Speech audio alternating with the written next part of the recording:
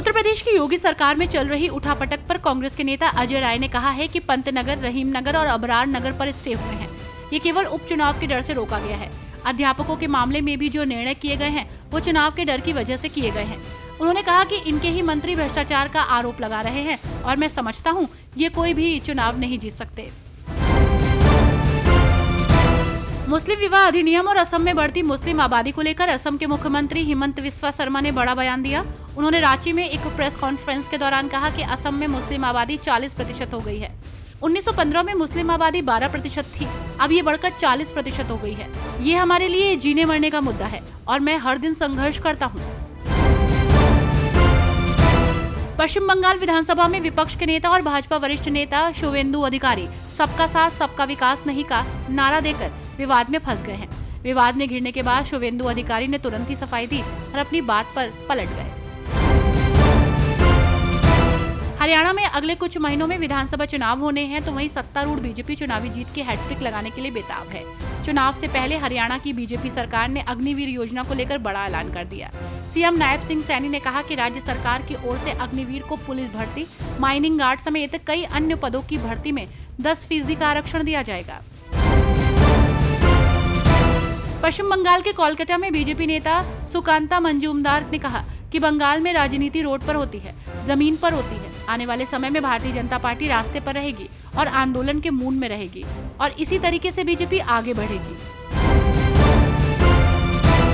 UP में BJP mission mode पर है। लखनऊ से दिल्ली तक बैठकों का दौर चल रहा है। पार्टी के दिग्गज नेताओं के बीच मतभेद की बातें भी जोर पकड़ रही हैं।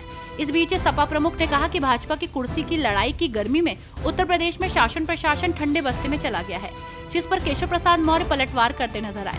उन्होंने कहा कि सपा बहादुर श्री अखिलेश यादव जी भाजपा की देश और प्रदेश दोनों जगह मजबूत संगठन और सरकार है। सपा का पीडीए धोखा है। यूपी में सपा के गुंडाराज की वापसी असंभव है। भाजपा 2027 विधानसभा चुनाव में 2017 दोहराएगी। समाजवादी पार्टी के नेता फखरुल हसन चांद ने कहा कि उत्तर प्रदेश में चुनावी पराजय के पश्चात भाजपा की अंतर्कलह अब सबके सामने आ गई है। दिल्ली और लखनऊ का झगड़ा तो बहुत पहले से था, लेकिन अब ये खुलकर सामने आ गया है। भाजपा ने जन विरोधी कार्य किए हैं, इसलिए ही उसे लोकसभा चुनाव में पराजय का सामना करना पड़ा। कांग्रेस नेता सुरेंद्र राजपूत ने कहा कि जब चुनाव हुआ था तो मोदी की गारंटी पर हुआ था, जो कि उत्तर प्रदेश में पूरी तरह से फेल हो गई। अब इसे दूसरे के ऊपर थोपा जा रहा है। अभी भी ये लोग जनता के हितों की लड़ाई नहीं लड़ रहे हैं, आपसी बंदर बाट में लगे हैं। यूपी के सीएम योगी आदित्यनाथ की कैबिनेट बैठक पर यूपी के डिप्टी सीएम केशव प्रसाद मौर्य और अखिलेश यादव के बयान पर संजय निषाद ने कहा है कि वे हमारे अभिभावक हैं, पार्टी के मुखिया हैं। वो जब चाहे आगामी चुनाव को देखते हुए बैठक बुला सकते हैं और जिम्मेदारियां किसी को भी दे सकते हैं।